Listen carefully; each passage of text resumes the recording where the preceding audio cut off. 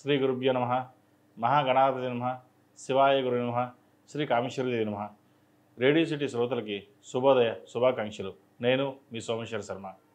మేషం నుండి మీనం వరకు ఉన్నటువంటి రాశి ఫలితాలు నా పరిజ్ఞానం సహకరించిన మేరకు ఈ వారం రాశి ఫలితాలను తెలియజేస్తాను. ఈ రాశి ఫలితాలు ఈ నెల 22వ తేదీ నుండి 28వ తేదీ వరకు వర్తిస్తాయి. ముందుగా గోచారం. మేషంలో శుక్రుడు, మిథునంలో రవి బుధ గురువులు, సింహంలో కుజకేతువులు, కుంభంలో రాహు, మీనంలో శని.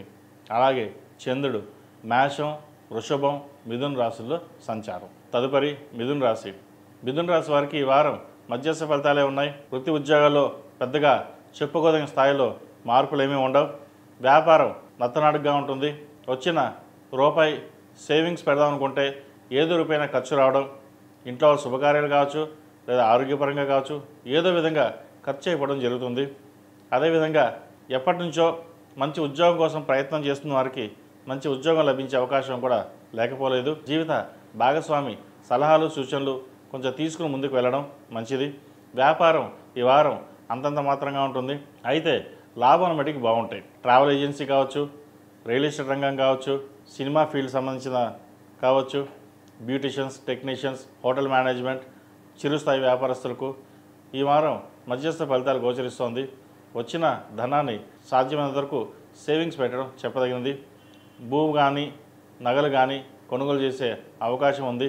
అయితే ఒక స్థలాన్ని అమ్మి ఇంకో చోట ఇల్లు కొనుగోలు చేస్తారు.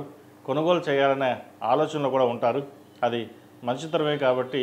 కాకపోతే ప్రస్తుతం నడుస్తున్న గోచారరీత్యా కొంతకాలం ఒక 45 రోజులు ఆగిన తర్వాత ప్రారంభించడం చెప్పదగిన సూచన. ఈ రాశిలో నిర్మించిన విద్యార్థులు ఈ వారం సానుకూల పరిస్థితులు గోచరిస్తోంది. చక్కగా ఉంది. అయితే విద్య మీద శ్రద్ధ పెట్టి ముందుకు వెళ్ళాలి ఒకటి. రెండవది వైద్య వృత్తిలో ఉన్నవారు మెంటల్ టెన్షన్స్ లేకుండా ముందుకు వెళ్ళడం ఒకటి.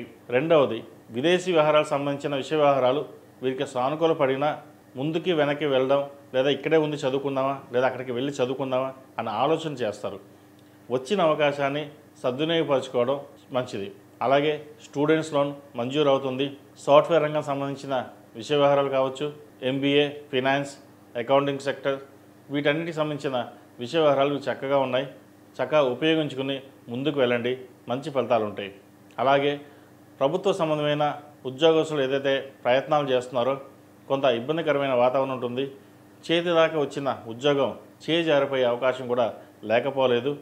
అయితే భగవత్ సంకల్పం మీద, భగవంతుడి మీద భారం వేసి మీ ప్రయత్నం మీ వంతు చేయండి. ఏదైనా పరమేశ్వర అనుగ్రహం.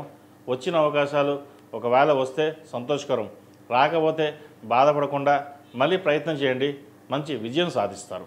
ఈ రాశిలో జన్మించిన స్త్రీలకు ఈ వారం ఆరోగ్యపరంగా కొన్ని జాగ్రత్తలు తీసుకోవాలి. మంచి శుభసూచకమైనప్పటికీ చిన్న చిన్న ఇబ్బందులు పెట్టే అవకాశం ఉంది.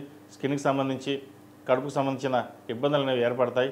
అదేవిధంగా విదేశీ సంబంధించిన విషయ వ్యవహారాలు కావచ్చు, ఇంపోర్ట్ అండ్ ఎక్స్పోర్ట్ లైసెన్స్ సంబంధించిన విషయ వ్యవహారాలు కావచ్చు సానుకూల పడతాయి. ఉద్యోగంలో మంచి మార్పు ఉంటుంది. ఉద్యోగం మారాలన్న ఏదైతే మీ కల ఉందో నెరవేరుతుంది. మంచి ఉద్యోగం లభిస్తుంది.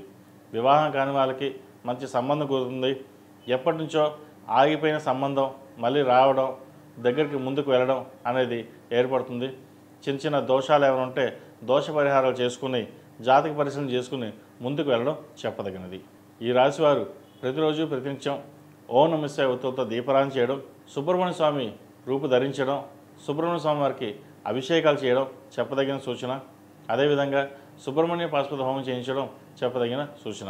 ఈ రాశిలో నిర్మించిన వారికి కలిసి వచ్చే సంఖ్య 6, కలిసి వచ్చే రంగు గ్రీన్. ఏదైనా పని మీద బయటకు వెళ్ళేటప్పుడు సోమవారం కానీ గురువారం నాడు కానీ వెళ్ళండి. మంచి ఫలితాలు ఉంటాయి.